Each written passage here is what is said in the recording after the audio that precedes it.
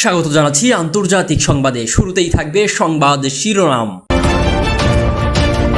যুদ্ধ থামালে বন্দীদের মুক্তি দিতে রাজি হামাস। এরপরই জানিয়ে দেব মরিটানিয়ায় নৌকাডুবিতে মৃত 89 জন। তারপর জানাবো জম্মু কাশ্মীরে সশস্ত্র গোষ্ঠীর হামলায় 2 ভারতীয় সেনা নিহত। সর্বশেষ জানিয়ে দেব ব্রাজিলকে কাঁদিয়ে সেমিফাইনালে উরুগুয়ে। এতক্ষণ শুনছিলেন সংবাদ শিরোনাম, এখন থাকছে পুরো খবর। যুদ্ধ থামালে বন্দীদের মুক্তি দিতে রাজি হামাস। আমেরিকার দেওয়া প্রস্তাবে প্রথম দফায় বন্দী মুক্তির পাশাপাশি সাময়িক যুদ্ধবিরতির কথা বলা হয়েছিল। গাজায় ত্রাণ ঢুকতে দেওয়া, গাজা থেকে ইসরায়েলি সেনাবাহিনী প্রত্যাহারের কথা বলা হয়েছিল। আমেরিকার দেওয়া সেই প্রস্তাবে প্রথম দফায় বন্দী মুক্তির পাশাপাশি সাময়িক যুদ্ধবিরতির কথাও বলা হয়েছিল। গাজায় ত্রাণ ঢুকতে দেওয়া, গাজা থেকে ইসরায়েলি সেনাবাহিনী প্রত্যাহারের কথাও সাথে বলা ছিল। এরপর দ্বিতীয় দফার আলোচনার মাধ্যমেই এগোলো।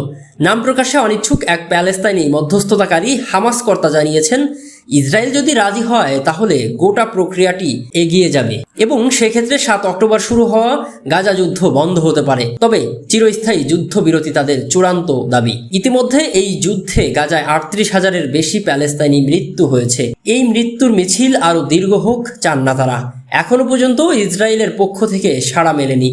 এর আগে যতবার আলোচনা হয়েছে প্রতিবারই শেষমেশ তা ব্যর্থ হয়েছে। এতদিন ইসরায়েল সরকারের বক্তব্য ছিল সাময়িক যুদ্ধবিরতিতে তারা রাজি, কিন্তু হামাসকে নিশ্চিহ্ন না করা পর্যন্ত তারা পাকাপাকিভাবে যুদ্ধ থামাবে না। যদিও দেশের সাধারণ মানুষের ভেতর এই নিয়ে ক্ষোভ বাড়ছে। গাজায় এখনো শতাধিক ইসরায়েলি বন্দী রয়েছে। তারা কি অবস্থায় রয়েছেন, বেঁচে আছেন কিনা কেউ জানে না। হামাসের ডেরায় বন্দী অবস্থায় অনেকেরই মৃত্যু হয়েছে। বিচ্ছিন্নভাবে সেই সব খবরও মিলছে। এই অবস্থায় জীবিতদের অবিলম্বে দেশে ফেরানোর দাবি তুলছে ইসরায়েলি জনতা।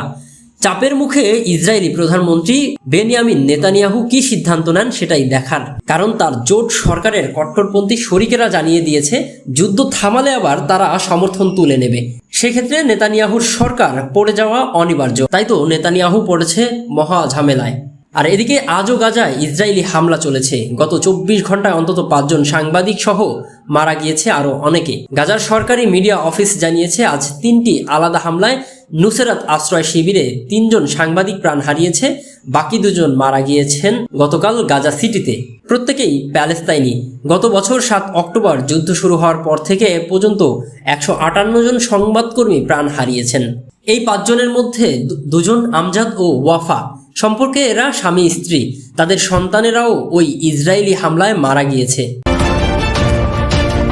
এদিকে উত্তর পশ্চিম আফ্রিকার মরিটানিয়ার উপকূলে চলতি সপ্তাহের শুরুতে নৌকাডুবির জেরে অন্তত 89টি মরদেহ উদ্ধার হয়েছে বলে জানিয়েছে সরকারি সংবাদ মাধ্যম। যদিও স্থানীয় মৎস্যজীবীদের দাবি মৃতের সংখ্যা 100 পেরিয়েছে। সাধারণভাবে প্রতি বছর গ্রীষ্মে আফ্রিকা ছেড়ে বহু মানুষ ইউরোপে পাড়ি দেন সমুদ্রপথে।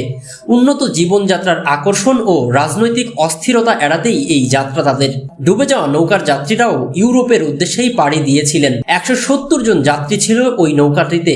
উপকূলরক্ষী বাহিনী 89 জনের মরদেহ উদ্ধার করে। সরকারি সংবাদ মাধ্যম জানিয়েছে 5 বছরের এক শিশুসহ 9 জনকে উদ্ধার করা গিয়েছে।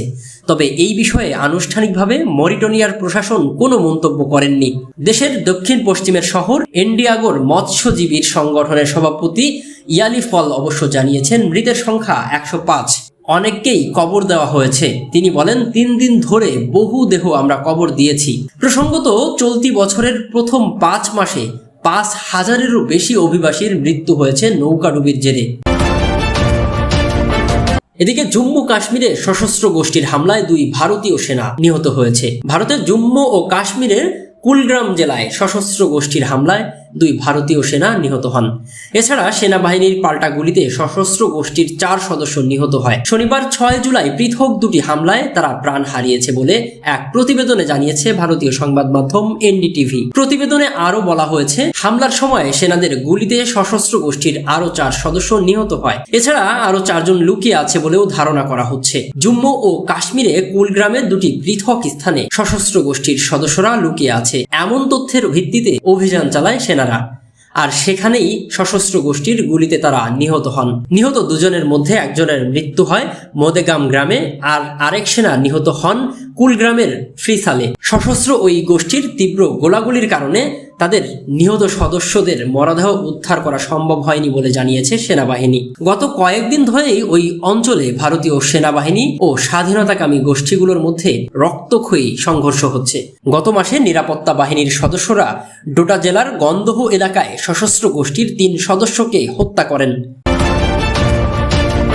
আর এদিকে আজ সকালে ব্রাজিলকে কাঁদিয়ে সেমিফাইনালে পৌঁছে গেল উরুগুয়ে।